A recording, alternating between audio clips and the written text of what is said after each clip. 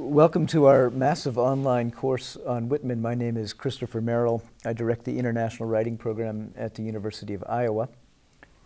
And I'm Ed Folsom. I teach at the University of Iowa in the English department, teach a lot of courses on Whitman at the undergraduate and graduate levels, and I co-direct the Walt Whitman online archive, as well as editing the Walt Whitman Quarterly Review, which is the international journal devoted to studying Whitman. And Ed and I have been engaged in a conversation over the last couple of years, a poet talking to a scholar about this great poem, Song of Myself, the poem that has captured the imagination of readers and writers around the world for the last 150 or so years. I came at it, like many young poets, reading Whitman when I was in high school, didn't quite take, but at a certain moment I found my way back to Whitman through other poets, maybe John Ashbery, Allen Ginsberg, A.R. Emmons. These are poets whose work influenced me in decisive ways, and then I thought, how did they come to be in this place? So I started working my way back to Stevens, to Eliot, to Pound, to their arguments with Whitman, and before I knew it, I was deep in Song of Myself. Yeah, and in an interesting way, I had the same kind of journey. I came to Iowa as a 20th century scholar, was studying 20th century poets, and I got fascinated with the way that every American poet I read at some point would begin to talk back to Whitman, and talk back in that double sense, talking back across time, but also talking back in the way of arguing with Whitman. And there were lots of arguments to be had with Whitman. And Allen Ginsberg had some wonderful arguments with Whitman. Hart Crane had some great interactions with Whitman. Ezra Pound wrote his poem called A Pact about how he had despised Whitman long enough and was going to now make a pact with him.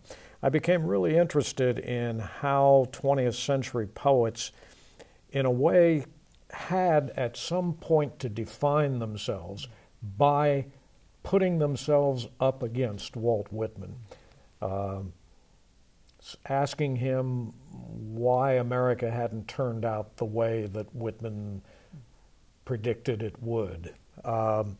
And so, in a similar way to you, I just kept finding myself going back and reading more and more of Whitman and becoming more and more interested finally to get back to the poem that everybody eventually sends you back to, which is Song of Myself.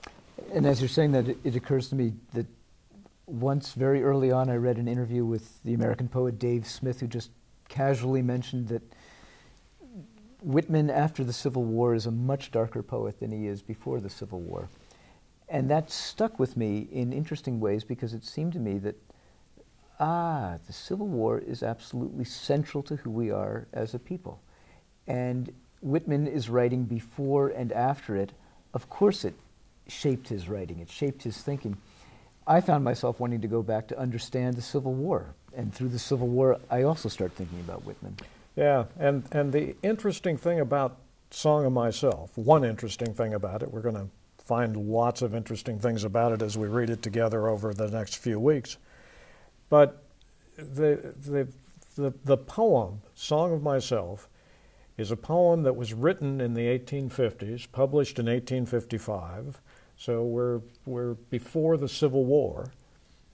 But it's a poem that's going to be published after the Civil War as well. And Whitman is going to alter it, and he's going to change it. And it's a poem that finally Whitman decides has as much import for America after the war as it did before the war.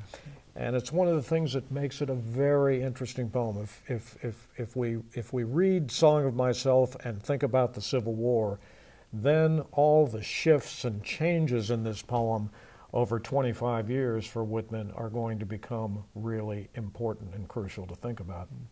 He is the great poet of crisis, isn't he? He is the great poet of crisis.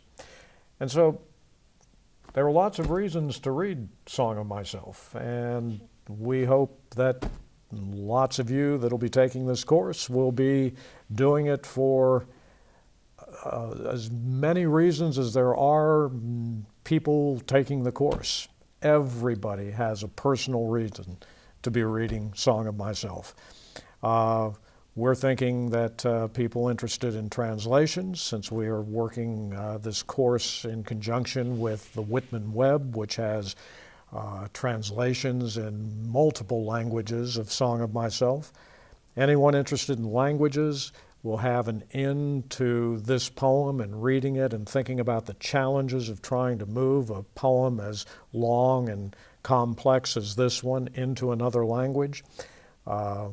We're thinking anybody who really has often thought, gee, I'd like to sit down and really read Song of Myself, but it's a little daunting. It's a long poem.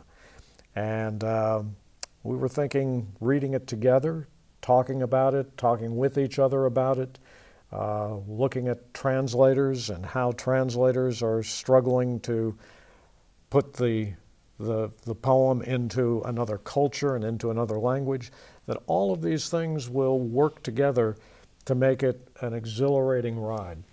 And the commentaries that are supplied on the Whitman Web offer ways into each of the 52 sections of the poem.